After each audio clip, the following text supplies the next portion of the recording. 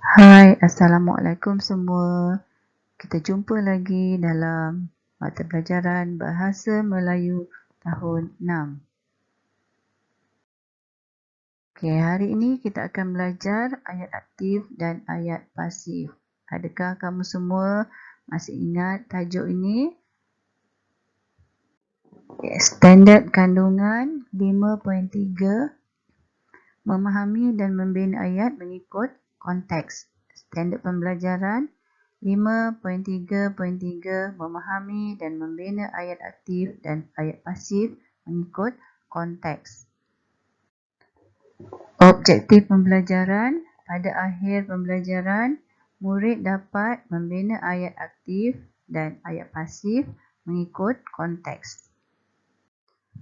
Okey, apa itu ayat aktif? Ayat aktif adalah ayat yang menunjukkan perbuatan kepada objek. Selain itu, ayat aktif juga pelaku terletak di hadapan manakala benda yang kena buat terletak di belakang. Ayat aktif juga menggunakan perkataan berimbuhan. Men, kan, ai. Okey, cikgu bagikan contoh. Irfan sedang membaca buku. Irfan adalah pelaku. Pelaku terletak di hadapan. Buku adalah objek. Buku terletak di belakang.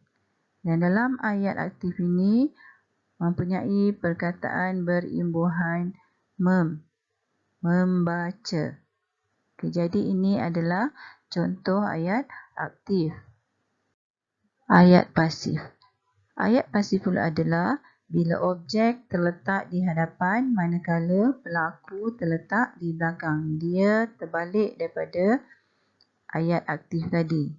Kalau ayat aktif, pelaku di hadapan, objek di belakang. Tetapi dalam ayat pasif, objek terletak di hadapan manakala pelaku terletak di belakang. Contoh ayat pasif. Buku itu saya baca. Okay, buku adalah objek.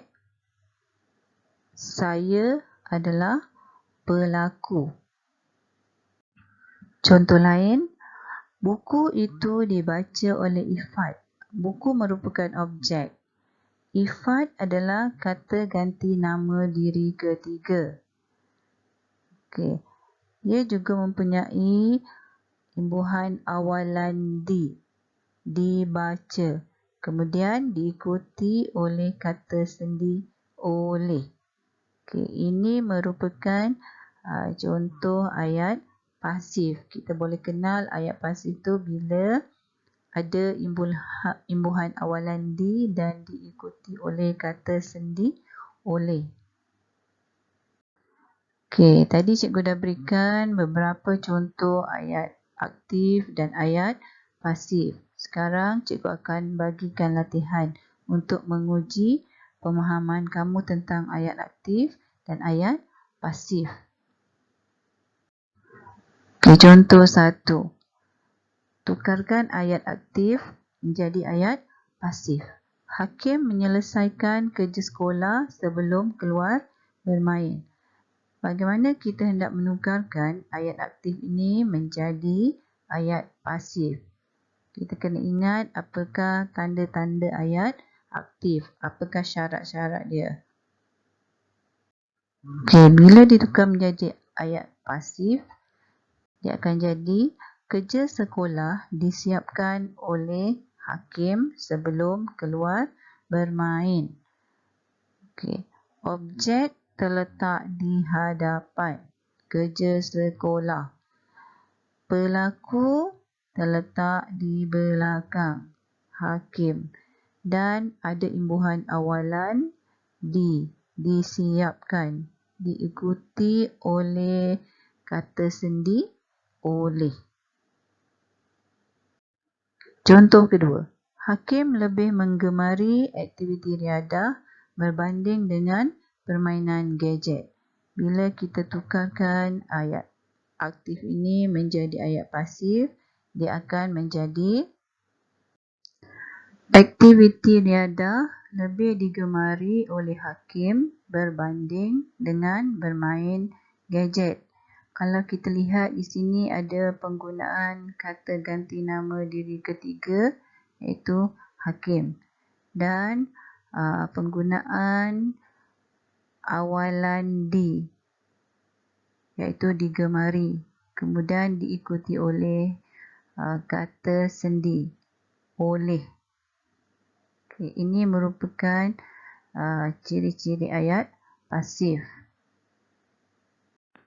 Okay, contoh ketiga, ayat pasif ditukar menjadi ayat aktif. Okay, kemudahan teknologi untuk pembelajaran perlu kita utamakan. Okay, bagaimana pula kita hendak menukarkan ayat pasif ini menjadi ayat aktif? Kita ingat balik apakah ciri-ciri ayat aktif.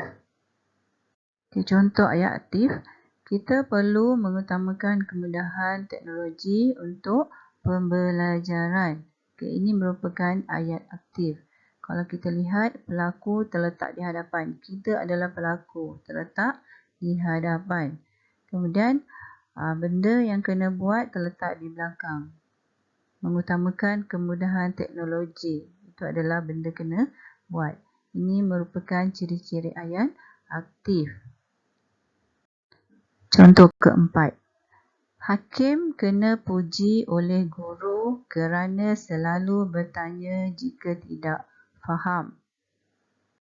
Berdasarkan contoh-contoh yang telah diberi, cikgu harap murid-murid faham apa itu ayat aktif dan apa itu ayat pasif dan bagaimana hendak menukarkan ayat aktif kepada ayat pasif dan sebaliknya.